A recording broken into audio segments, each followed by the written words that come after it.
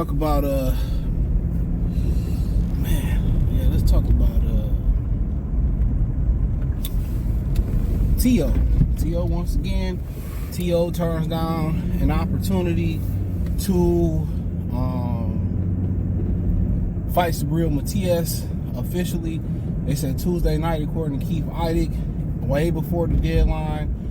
He turned down the opportunity to fight Subriel Matias, even though Bob said he wasn't going to put that fight on pay-per-view. Keith Eidig's reporting that it, in fact, was going on pay-per-view March 15th. It was going to be on pay-per-view March 15th. So, for the most part, a lot of people just say Bob is a figurehead. He don't run anything over at Top Rank anymore.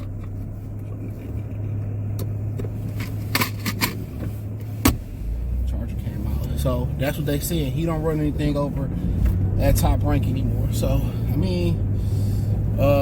so it was gonna be on pay-per-view. They said the offer was well above his contract minimum. So I don't know what well above is. That could be whatever it is, right? I don't want to put a number out there because I don't know.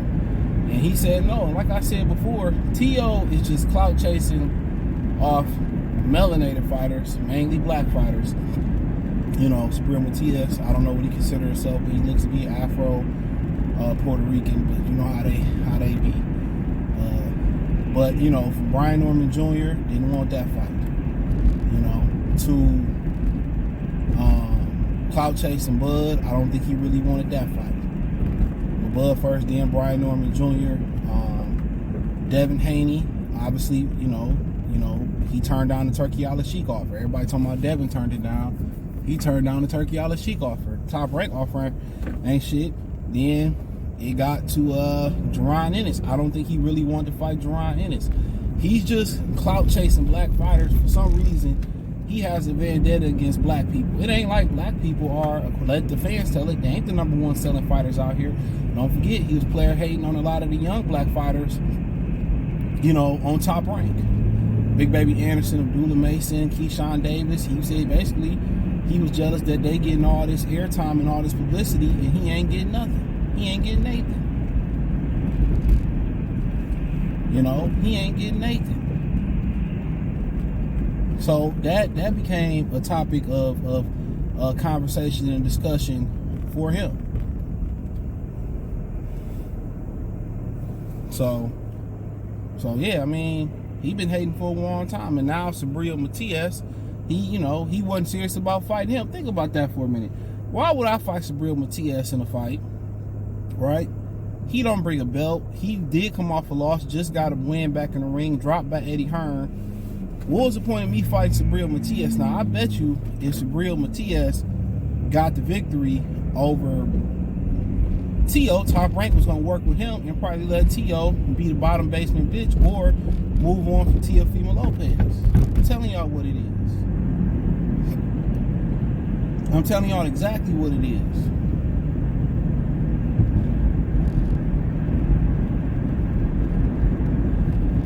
So that is what that's just what it is. So there's rumors that allegedly that this motherfucker is just in my way. There's rumors that he, for the most part, his baby, he said he divorced now on Twitter, and it's finalized that his baby mama, flight attendant, moved on with a black man. So maybe that got something to do with it. I don't know. His daddy said we never been serious, and he said we just doing it for the promo, and I have black family members and black grandkids and all that. I ain't trying to hear none of that shit. Now there are black Hondurians. That is true. They don't appear to be claiming that, and they don't appear to look like that. Got Muhammad Ali as his profile pic. Denny Action Ward is your podcast, only black entertainment. And like I said, he that irrelevant. This nigga made me miss a whole life. I understand driving a Sprinter vans with shit in it, it ain't easy. So yeah, man. So he officially turned down the Subriel Matias fight. So well, they said well before the deadline. So, like I reported already, Subriel Matias is probably going to be fighting Elvis Rodriguez for the #1 contender spot, another former top-ranked fighter. You know, to fight Richardson Hitchison. So, I mean, it is what it is. I think just T.O. probably need to be shoved by Top Rank. They need to do the Nicholas Walters. And I understand where you're coming from. He felt like I've done a lot in this sport. I unified, you know, I got belts. I've been lineal twice, and I want to get paid like it. But you got to understand, in boxing, you got to pay like you weigh. And if you ain't bringing no fans to the table, then it's gonna be hard. It's gonna be hard if you ain't filling seats and selling pay-per-views, and you still fighting the MSG. You still using Xander Zayas to sell your fights. You know, you still possibly fighting on Friday night. That's what I'm trying to figure out. Why the hell they got Keyshawn fighting on Valentine's Day on Friday? What's wrong with Saturday or another Saturday? That's wild. Damn, this nigga.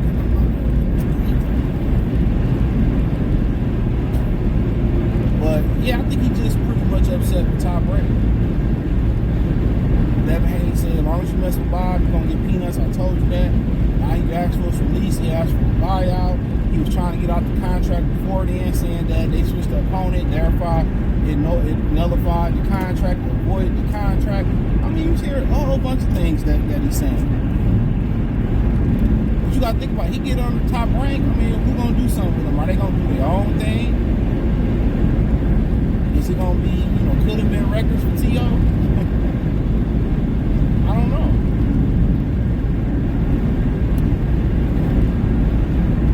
I don't know.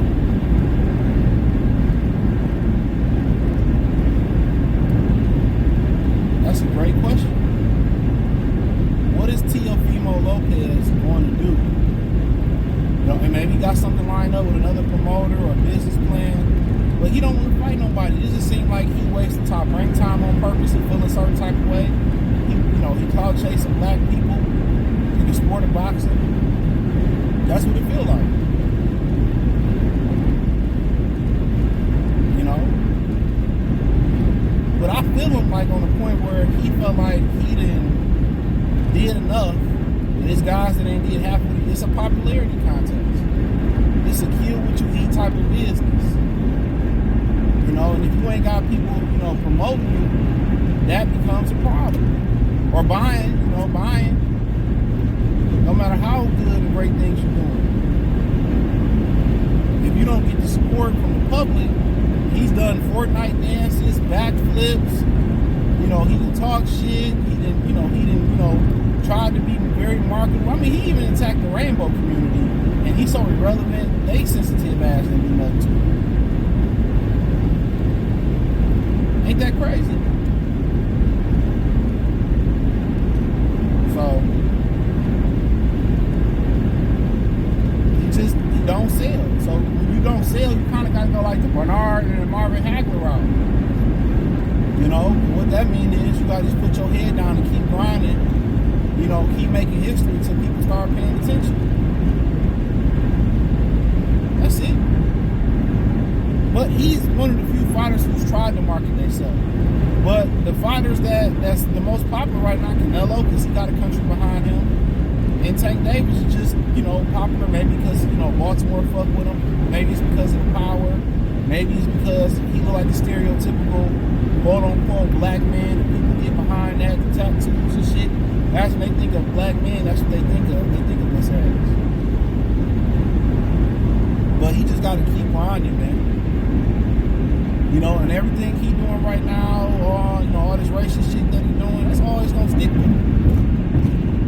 And somebody's going to pull up on him and put some hands. This is, you know, the society being is weak. Back in the day, the Nation of Islam and other, you know, black people will pull up on you, bro. Talking reckless. They'll run up on you.